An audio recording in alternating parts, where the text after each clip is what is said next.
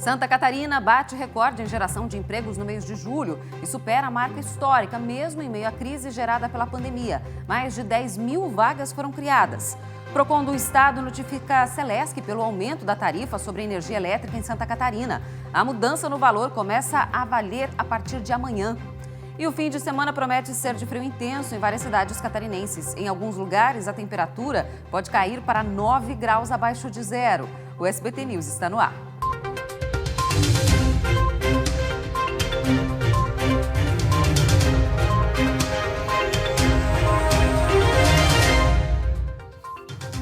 Oi, boa noite. Sexta-feira gelada em Santa Catarina. Boa noite para você que acompanha o SBT News de todas as partes do estado. Hoje, o dia começou com temperaturas abaixo de zero em 40 cidades. A mais fria delas, Bom Jardim da Serra, fez menos 8,6 graus. Teve neve em algumas cidades durante a madrugada e o dia foi de muito frio. Ana Carolina de Lima registrou tudo de pertinho e já está com a gente ao vivo. Tá muito frio ainda aí? Ana, boa noite.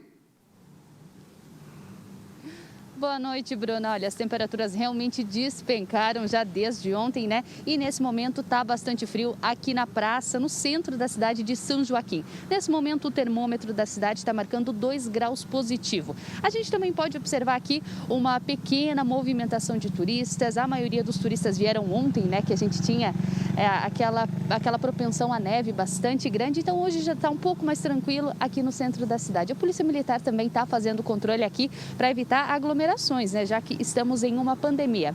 Mas a gente circulou hoje durante o dia, tanto a cidade de São Joaquim como de Bom Jardim da Serra, a cidade que registrou neve, né, e também as menores temperaturas de Santa Catarina. Eu mostro agora para vocês nessa reportagem. E quem apostou na neve em São Joaquim teve que se contentar apenas com o gelo. Os termômetros registraram temperaturas negativas e as árvores acabaram sendo atrativo. Todo mundo quis garantir uma foto nesse cenário natural. A gente está adorando, muito bacana. Para a gente é uma novidade, né? Lá na nossa região é difícil dar temperaturas negativas, né? Então a gente está aproveitando bastante, gostando bastante, tirando bastante foto. É muito lindo, né? É difícil a gente ver isso sempre. Então quando tem uma notícia de baixa temperatura, a gente já procura aí, né? Para poder ver como é que viver ao vivo. A 42 quilômetros dali, a vegetação e as montanhas não deixavam dúvidas. Se deu bem quem se hospedou em Bom Jardim da Serra. O branco do gelo estava em todo lugar. E nessa sexta-feira a neve não veio, mas nos pontos mais altos das encostas de Bom Jardim da Serra, o acumulado de neve permaneceu. Foi suficiente para garantir a diversão dos turistas. Nós resolvemos em quarta-feira, chegamos ontem à noite e pegamos a neve ontem de noite. Vale a pena a viagem? Vale, bastante. Vale muito a pena, é uma aventura muito legal. Fazer essa viagem em família, fica bem divertido. Já era noite quando a neve chegou na Serra Catarinense. A temperatura estava em 0 grau e o fenômeno encantou os turistas que foram para lá na expectativa da madrugada mais fria do ano. Dia 20 de agosto de 2020, neve em Bom Jardim da Serra. Uma lembrança definitiva para todas as idades. Que legal, que cenário bonito. E existe ainda, será a possibilidade de neve, Ana, para essa noite, madrugada aí de sexta para sábado e para o fim de semana? Então, Bruna, há uma quantidade de turistas ainda aqui em São Joaquim, em toda a Serra Catarinense, com essa expectativa, né? Com essa esperança de que a neve volte a cair aqui na região. Mas nós conversamos com um meteorologista e explica agora melhor para a gente se há realmente a possibilidade da neve cair aqui na região. Olha só. A previsão de ocorrência de neve já está descartada no decorrer desse dia, só no período da madrugada que tinha chance, depois não tem mais possibilidade, justamente com a chegada da massa de ar frio. Essa massa de ar frio chegando, ela é uma massa de ar mais seca e precisaria de umidade para acontecer a neve, por exemplo. Então, esses são os fatores. Então, está abrindo tempo, tendência agora para os próximos dias é de tempo bom, tempo estável, o sol predominando, principalmente para amanhã, né, que pegue todas as regiões. Bom, e com sol e sem expectativa de neve, eu me despeço por aqui e vocês ficam agora com a previsão do tempo.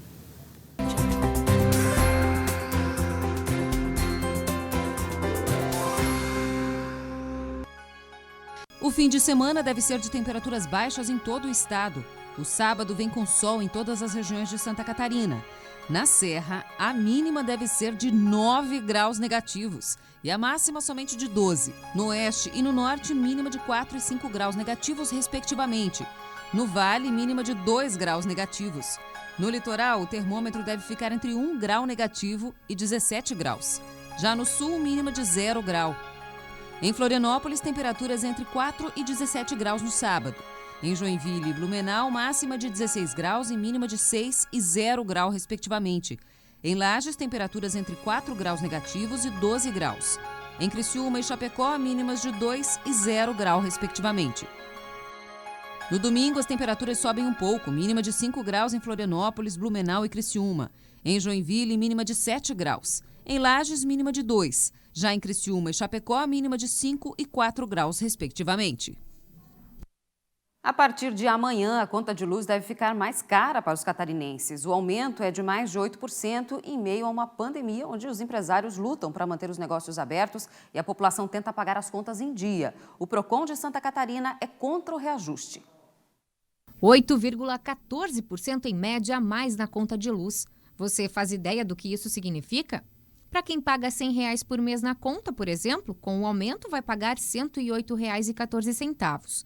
No final de um ano, isso vai custar R$ 97,68 a mais, praticamente uma 13ª conta. A energia elétrica é fundamental em vários setores. Para o funcionamento de um salão de beleza, no lavatório, para secar, escovar ou modelar o cabelo e em tantos outros serviços que são realizados aqui é indispensável. Por isso, é também um dos maiores custos no fim do mês. Ricardo torce para que o aumento não venha e, se vier...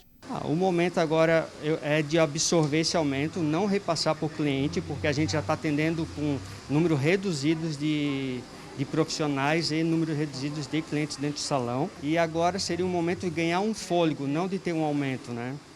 Espero que a ANEEL e a Celesc sejam sensíveis e consiga reverter esse aumento para nós consumidores. A Agência Nacional de Energia Elétrica, a ANEEL, autorizou o reajuste para a conta de luz a partir de amanhã, dia 22 de agosto. Ou seja, no próximo mês, a fatura da Celesc já deve vir mais cara. E o Procon estadual é contra esse aumento e questiona a Celesc a respeito de uma mudança em meio a uma pandemia. Nesse momento de pandemia, em que muitas pessoas têm tido dificuldade para honrar os seus compromissos, aumentar mais 8% também não é justo. Mas nós vamos pedir para que eles possam apresentar a justificativa desse aumento de 8%. Não tenho dúvida que nós estamos vigilantes. A Celesc explica que tem a 4ª tarifa mais barata do país e que o aumento se deve por vários fatores. Desse montante de 8,14%, apenas 0,54% é de responsabilidade da Celesc, para que a gente continue fazendo os investimentos, mantendo e operando o sistema elétrico aqui em Santa Catarina. Os outros 5,89% são por conta do aumento da geração de energia elétrica, assim como a variação do dólar que está atrelada à energia elétrica de Itaipu. Os outros 3,38% são por conta das transmissoras de energia elétrica, assim como outros 2,11% por conta dos encargos setoriais, especialmente aqueles que subsidiam programas sociais. O setor das indústrias também sofrerá impactos. A Fiesc entende que não cabe reajuste neste momento, em que a sociedade como um todo sofre as consequências de uma pandemia. Nós até entendemos as razões econômicas, as razões legais, né? E segurança jurídica, né, de honrar contratos que estão por trás disso, mas demonstra que o sistema elétrico brasileiro ele precisa de uma atualização, uma modernização, porque ele tem que prever também situações como essa, né, de calamidade. E olha, esse aumento pode piorar ainda mais a situação financeira de muitos catarinenses. Uma pesquisa do IBGE mostra que nessa pandemia, em 129 mil domicílios, pelo menos uma pessoa precisou fazer empréstimo para poder pagar as contas. E outros 37 mil pediram, mas não conseguiram. Santa Catarina foi o estado que menos solicitou o auxílio emergencial do governo federal. Mas isso, para o IBGE, não significa que as pessoas não estejam precisando de ajuda. Aliás, de cada 100 residências de Santa Catarina, 7 precisaram recorrer aos bancos e financeiras para pagar as contas. E os 2 resultados estão relacionados. Santa Catarina foi o 9º estado que mais teve solicitação de empréstimos. Por outro lado, o acesso ao auxílio emergencial, que também a gente pesquisou, Santa Catarina é o último estado. Ora, o número de ocupados em Santa Catarina também é um dos melhores do país. O auxílio emergencial, ele é destinado aos trabalhadores informais, aos trabalhadores autônomos e aquelas pessoas que estão desempregadas e sem renda. Em Santa Catarina, nós temos um alto índice de pessoas que está trabalhando ainda, certo? Tem renda, só que ela teve uma redução na sua carga horária e também no seu rendimento. Então, a população, para perfazer a renda que havia antes da pandemia, ela acaba lançando mão dos empréstimos. E mesmo precisando, 37 mil pessoas tiveram empréstimo negado. 166 mil domicílios, em que houve pelo menos uma pessoa que solicitou empréstimo, 129 mil conseguiram. Então, é um número bastante grande, ao passo que 37 mil acabaram não conseguindo esse auxílio por uma série de razões, seja por alguma negativação que porventura tenha, enfim, todas as regras que a rede bancária acaba exigindo. Para quem está precisando de dinheiro, essa educadora financeira tem algumas dicas. Buscar taxas aí de no máximo 2,5% ao mês. Buscar cooperativas de crédito que tem taxas geralmente boas, tá? Ou, se você tiver garantia real, que seria o quê? Um imóvel, um carro, você consegue colocar essa garantia para o banco e aí você consegue taxas ainda menores. Ou, para quem tiver possibilidade, um empréstimo consignado. A Clarissa foi uma dessas pessoas que precisou de dinheiro. E por ter pesquisado, conseguiu uma opção com menos juros e mais tempo para pagar. Esse novo empréstimo ficou com uma parcelinha menor, com um montante de juros final menor a ser pago também. E ainda ganhei 90 dias para começar a pagar a primeira parcela. Agora, o ideal mesmo seria conseguir planejar, para não precisar mais recorrer aos bancos. Criar o hábito de começar a reservar esse dinheiro nesse momento para pagar dívidas e depois que você não tiver mais as dívidas, você já vai ter o comportamento de guardar o dinheiro para ter reserva. Apesar de todo o impacto negativo da pandemia, tem dados positivos de emprego em Santa Catarina, como a gente viu na reportagem e como também apontou uma pesquisa divulgada hoje pelo Ministério da Economia. Em julho, o estado bateu recorde na criação de novas vagas. Quem tem essas informações para a gente é a repórter Jéssica Valentini. Uma boa notícia, né, Jéssica? Boa noite. Boa noite, Bruna. Boa noite para você que está em casa. Isso mesmo, uma ótima notícia. Foram 10.044 novas vagas criadas no mês de julho. Esse é o melhor resultado em 16 anos, desde que a série histórica começou. Também é o melhor resultado entre os 3 estados do Sul e o terceiro do país. Santa Catarina ficou atrás apenas de São Paulo e Minas Gerais. 213 municípios catarinenses tiveram mais contratações do que demissões. Então a gente vê que apesar de toda a insegurança e dessa queda na renda dos catarinenses, como a gente viu na reportagem, a gente tem sim resultados positivos nesse momento tão difícil para todos nós, né, Bruna? É verdade, muito bons dados aí, muito positivos para a gente olhar para frente com mais esperança, né, para o segundo semestre. Obrigada pelas informações, Jéssica. A gente vai para o intervalo rapidinho. Na volta tem os dados atualizados da pandemia aqui no estado e muito mais. Não sai daí.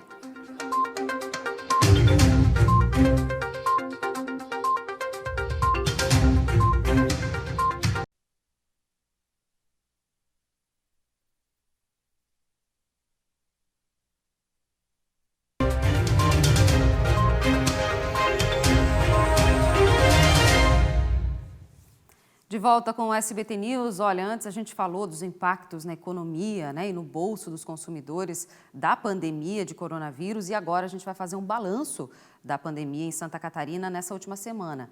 De sexta-feira passada, dia 14, até hoje, dia 21, acumulamos mais 12 mil novos casos e 253 novos óbitos aqui no estado de Santa Catarina. E o número de casos curados também aumentou nesse período, já são 118.958 recuperados aqui no estado. Vamos atualizar então os dados da Covid-19 aqui em Santa Catarina, os dados de hoje.